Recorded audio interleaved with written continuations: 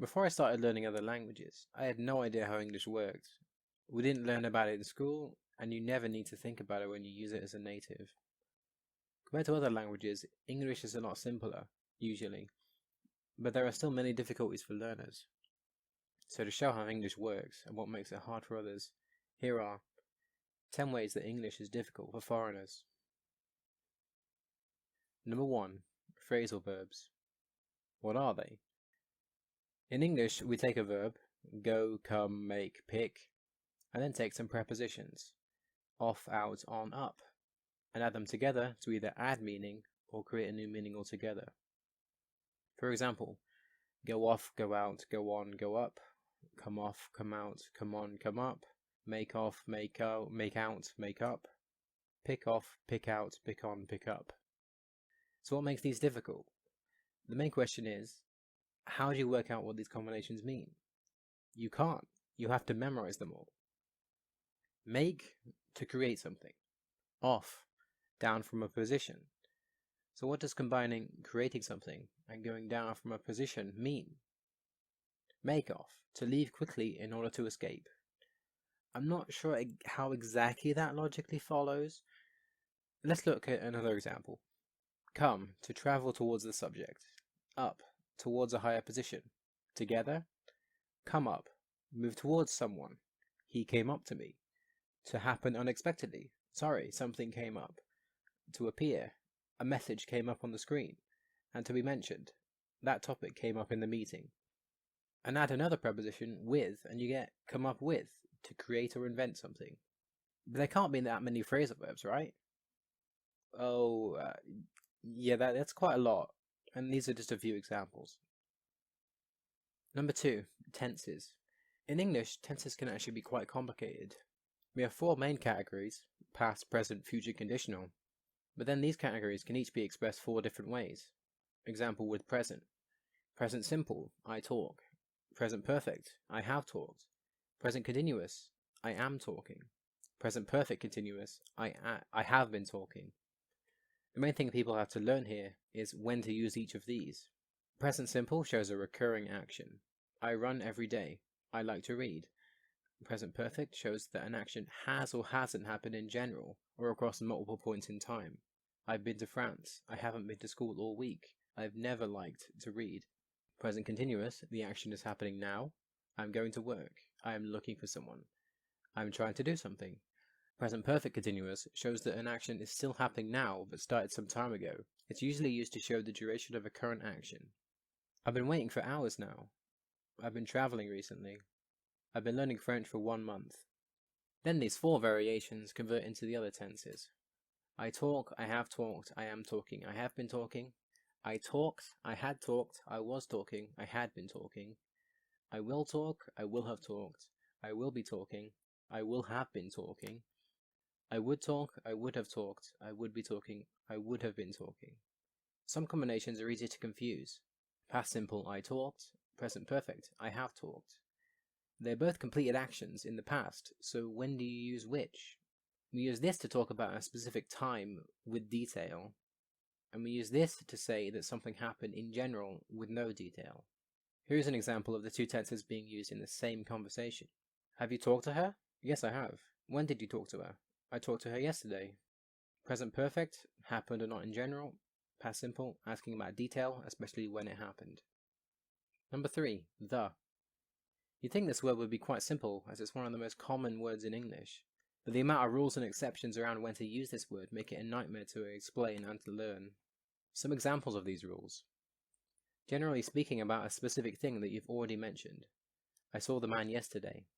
When it is assumed that there is only one of something in an area. Where is the bathroom? For objects that are unique. The sky, the sun, the moon, the king, the White House. But this is full of exceptions. Buckingham Palace, Mount Everest, Notre Dame, Niagara Falls. Before superlatives and ordinal numbers.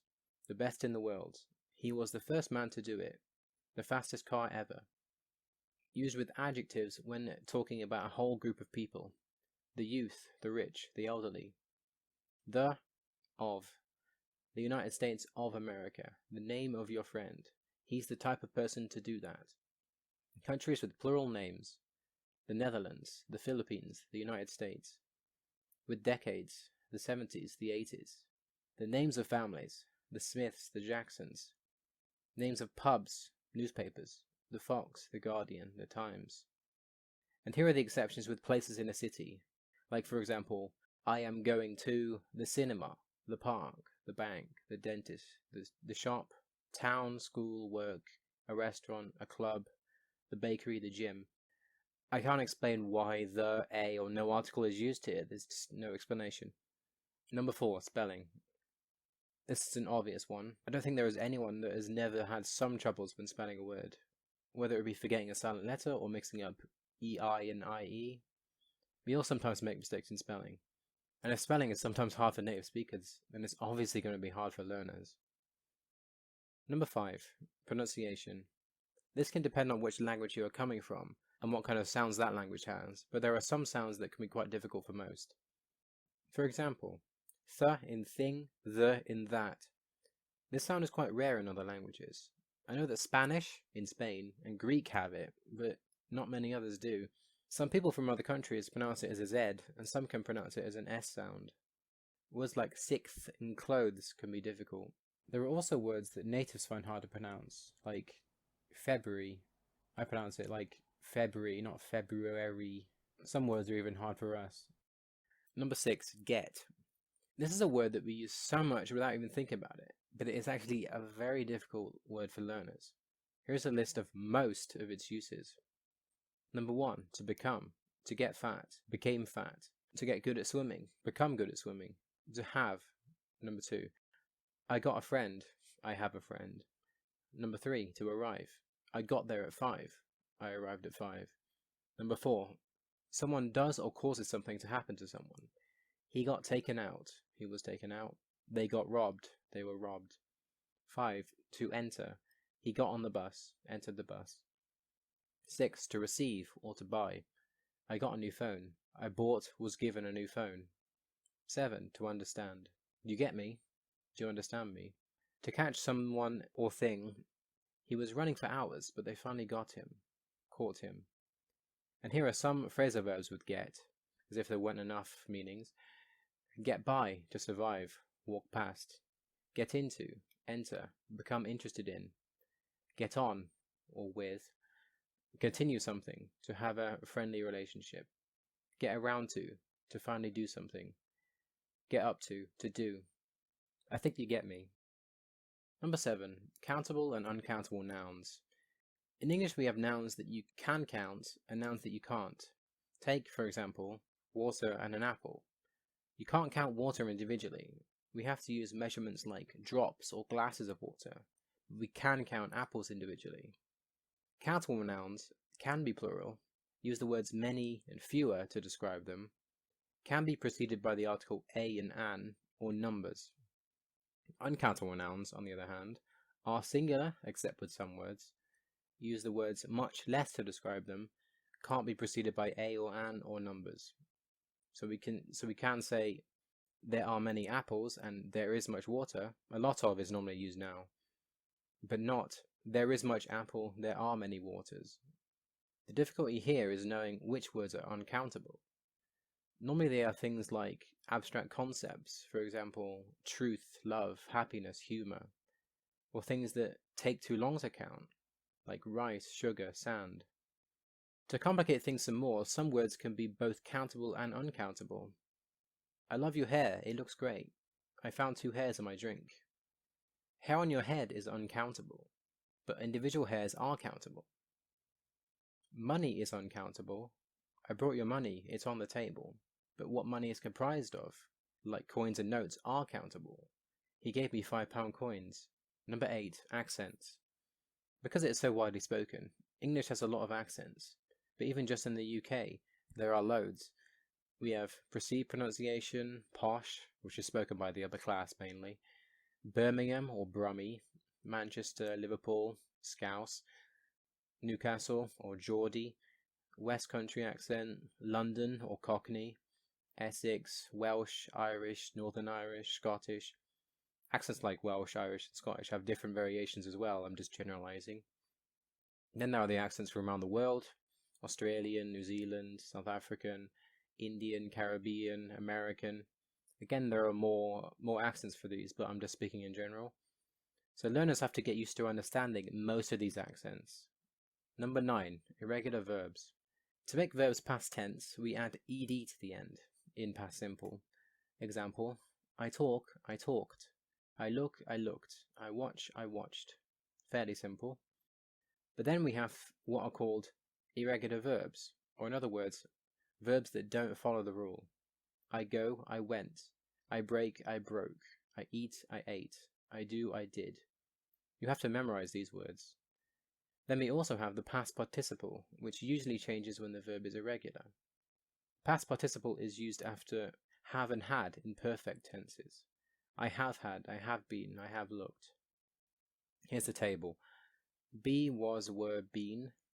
Begin, began, begun. Draw, drew, drawn. Give, gave, given. Keep, kept, kept. So you have to memorize the past tense and past participle forms of irregular verbs. There are roughly quite a few hundred irregular verbs to memorize. Number 10, the subjunctive and double negatives. There are two parts to this one because the subjunctive is quite rare. The subjunctive, this is something we get from Latin that is fairly ignored these days by most native speakers. Basically, the verb should change when you are talking about a hypothetical situation or if you are expressing desire or necessity. The thing is, with English, verbs don't have that many forms. I go to work. It's necessary that I go to work. The verb changes to plural, but it's the same, so there is no change here. There is really only one main verb and situation that is commonly used now in which the verb changes. I was there. If I were there, then I would. The plural of to be is different, and therefore you have to use were here. Many people ignore this, including me sometimes, because I didn't know it existed before. They will say, for example, if I was there. Double negatives. In English, we can't use two negating words in a sentence, otherwise it will reverse the meaning. I don't have anything. I don't have nothing. In most other languages, this can be the opposite, so it can be confusing to say it the other way. One thing that makes this more confusing is the fact that native speakers will say this wrong constantly. I didn't do nothing, or as it's normally pronounced, I didn't do nothing. I ain't got none. These are very colloquial phrases. The speakers here mean the negative meaning, and this is just a popular way of speaking informally. And thank you for watching. I hope you found this informative and interesting.